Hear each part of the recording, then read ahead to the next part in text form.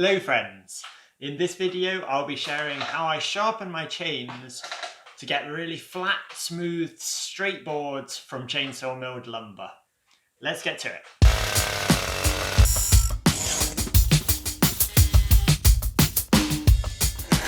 In practice, a lot of different factors are going to affect how successful you will be at chainsaw milling and how nice the finished boards are going to be. In my other videos, there's a lot of tips and techniques that you can use to improve the finish and quality of your cuts, but how your chain is sharpened is so important that I think it deserves a video all on its own. What you just saw there was me hitting a bit of embedded steel in this log that I'm turning into cookies. I suppose it's not traditional milling, but I'm still using the chainsaw mill to get a nice parallel cut. As soon as you hit something like that, the chain is basically done.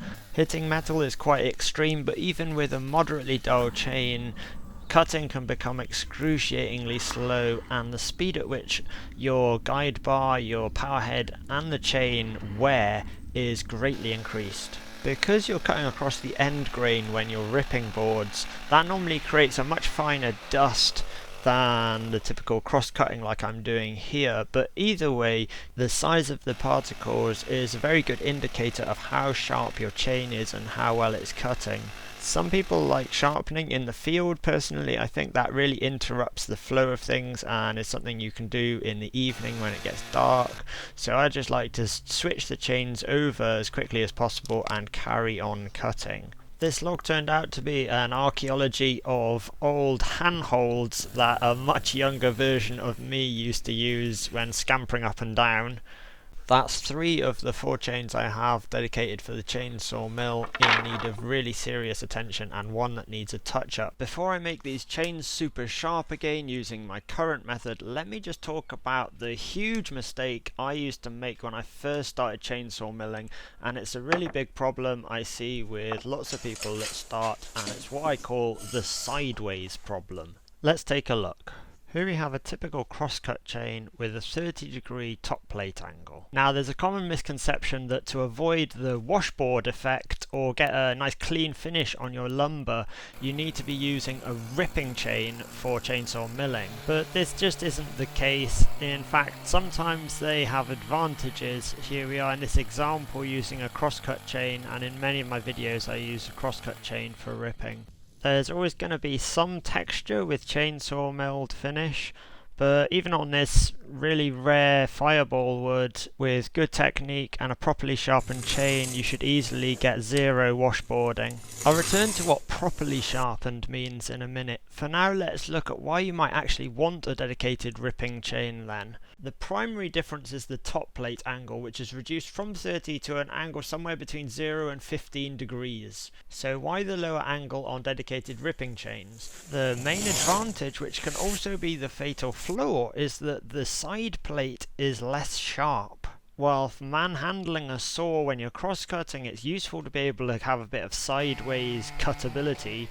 When the saw's rigged up to a mill though, we don't want any sideways cutting really. Because the sharper side plate on a cross-cutting chain will more readily cut into the material, any errors in milling technique are really likely to cause gouges in the wood.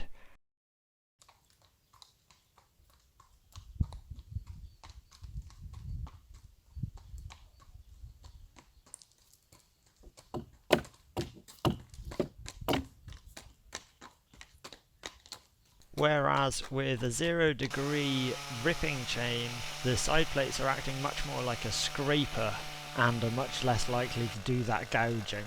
From what I've said, you're probably thinking a low angle ripping chain is just the obvious choice for chainsaw milling then, but it's not always so. In practice, there'll be all kinds of irregularities in the wood that will be buffering and trying to divert the nice straight line of your chain as it cuts. The more gnarly, knotted, twisted and characterful the wood, the more this is going to happen. This is the sideways problem I referred to earlier. Without sharp side plates, or in other words, a good amount of top plate angle, the chain is just powerless to resist being pushed either up or down when it comes to particularly unusual bits of timber. This sideways problem gets huge if the chain isn't sharpened with a good amount of exactitude. In my experience, the lower the top plate angle, the fussier the chain is in terms of how precisely it needs sharpening.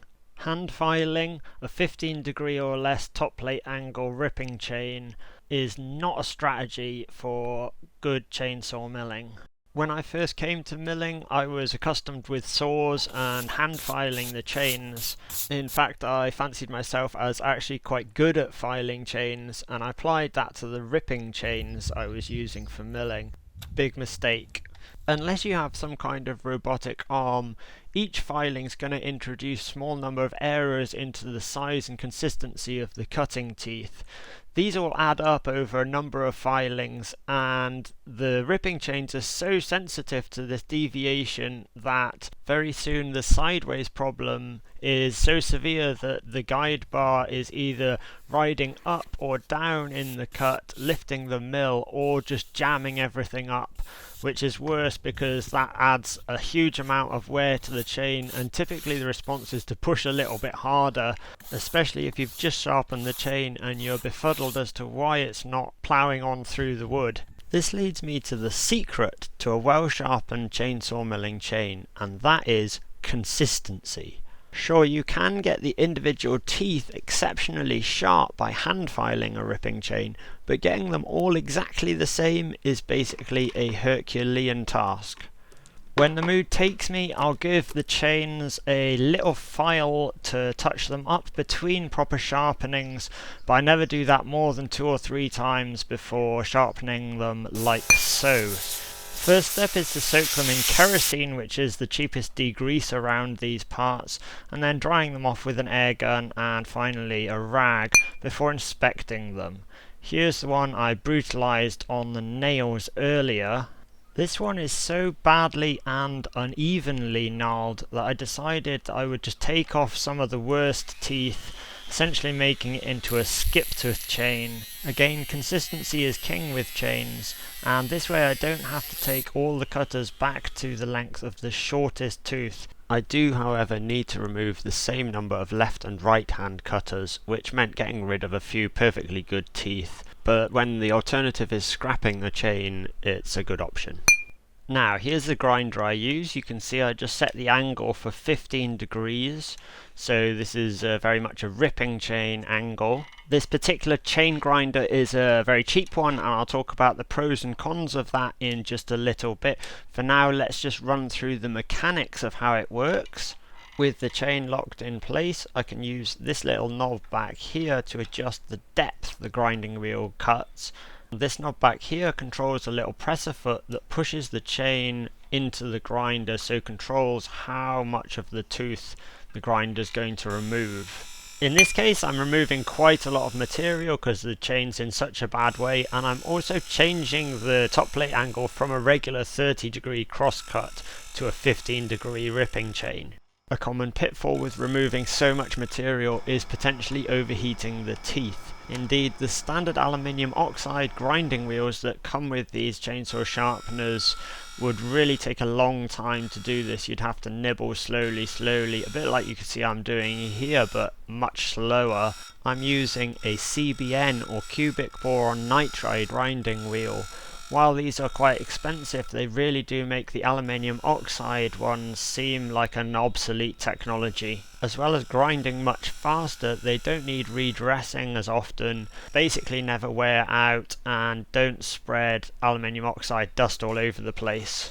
The 4-inch wheel I'm using here I got from eBay, and it was about $90 imported from Lithuania, which is about the same price as the grinder itself, which you can also get from eBay, and I'll leave links to both those things down below. In terms of setup, you can see I've got the sharpener bolted to a chunk of oak which is clamped in my bench vise. It's possible to bolt it straight to the wall or the bench, but I use it infrequently enough that I want to be able to get it out and put it away really quickly and easily. Another downside to wall mounting grinders of this style is that you need to lose this knob here because there's no room for it, which means you need to have a spanner to adjust the inside top plate angle, or in other words, how aggressive and sharp you make the top plate of the cutting tooth. Typically this angle wants to be set on the grinder between 50 and 60 degrees depending on what kind of wood you're cutting. For dirty, hard and dry woods, a higher angle like 60 degrees will give you a less aggressive edge which will last a bit longer, and for soft woods you can go for an angle more like 50 degrees. Okay, let's talk about some of the downsides of a cheap grinder like this.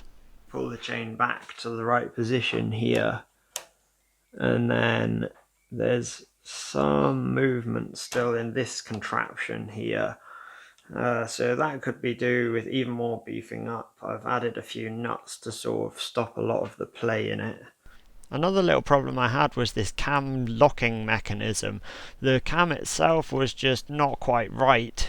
It was a sloppy fit on this shaft here, and the hole was too off center to make it work well. As you can see, the chain's moving around there. After some frustration, I ended up remaking the cam here with the hole closer to the center, and that now works quite well. After sharpening both the left and right cutters, here's the next step, which is to take the rakers down to size. For milling, it's nice to have the rakers a bit lower than you would for a standard crosscut chain.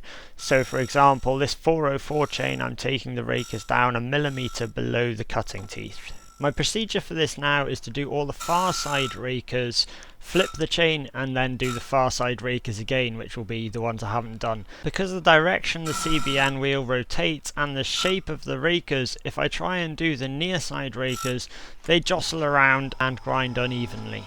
After grinding all the rakers using the technique I described, they'll all be nice and consistent. The only problem is they'll have flat tops. Luckily that's a really quick fix. We just knock off the leading edge with a file and round it slightly.